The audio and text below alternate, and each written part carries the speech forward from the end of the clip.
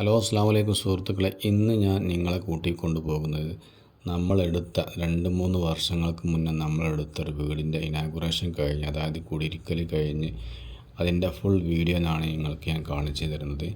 1800 square ഫീറ്റോളം അടിയും ഒരു 700 square ഫീറ്റോളം നീളവും ഉള്ള ഒരു വീടാണിത്. നല്ല വിശാലമായ ഒരു സിറ്റ് ഔട്ട്, അത് കഴിഞ്ഞ് ലിവിങ്ങിൽ നിന്ന് നേരെ ഡൈനിങ് ഹാളിലേക്ക് പ്രവേശിക്കും. ഡൈനിങ് ഹാളിലേക്ക് പ്രവേശിച്ചു കഴിഞ്ഞാൽ അത്യാവശ്യം നല്ല മനോഹരമായ ഡൈനിങ് ഹാളിൻ്റെ ഉള്ളിൽ നിന്ന് തന്നെ സ്ത്രീകൾക്ക് പുറത്തേക്ക് ഇറങ്ങിയിരിക്കാൻ ചെറിയ ബാൽക്കണി ഇതിൽ അറ്റാച്ച്ഡ് ചെയ്തിട്ടുണ്ട് കേട്ടോ. ഡൈനിങ് ഹാളിലൊക്കെ ഉണ്ടല്ലേ, ഊഞ്ഞാലൊക്കെ കെട്ടി സെറ്റാക്കി നല്ല സ്പേസ് ഉള്ളത് കൊണ്ടാണ് അതൊക്കെ ചെയ്യാൻ കഴിയുന്നത് കേട്ടോ. നല്ല മനോഹരമായ എല്ലാ ഇൻറ്റീരിയർ വർക്കുകളും ചെയ്തൊരു വീടാണിത്. ഇതിൻ്റെ വർക്ക് എന്ന് പറഞ്ഞാൽ നമ്മൾ വാർപ്പും പടവും പാടം മൊത്തത്തിൽ കൊട്ടേഷൻ എടുത്ത് ചെയ്തതാണ്.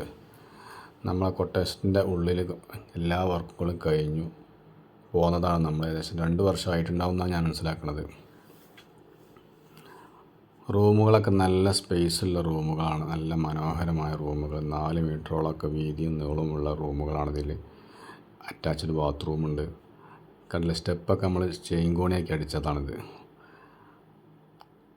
മുകളിലെ ഭാഗത്ത് ഒരു റൂമിൽ നിന്ന് നേരെ ഒരു ചെറിയൊരു ഇറങ്ങിയിരിക്കാൻ ബാൽക്കണി കണ്ടില്ലേ. ഫർഗോളൊക്കെ നമ്മൾ സെറ്റ് ചെയ്താൽ കേട്ടോ. ഈ ലാൻഡിങ് മേൽ ഫർഗോളൊക്കെ നമ്മൾ ഇട്ട് കൊടുത്ത ഫർഗോളാണ് അതൊക്കെ.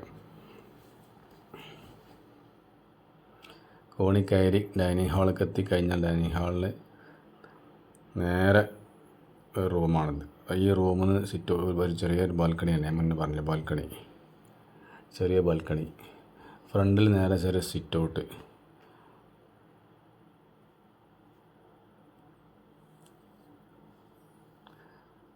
അതല്ല സിറ്റ് ഔട്ടിൽ നിന്ന് നേരെ കുറച്ച് ഓപ്പൺ ടെറസ് ആയിട്ട് ഒരു ഭാഗം കേട്ടോ.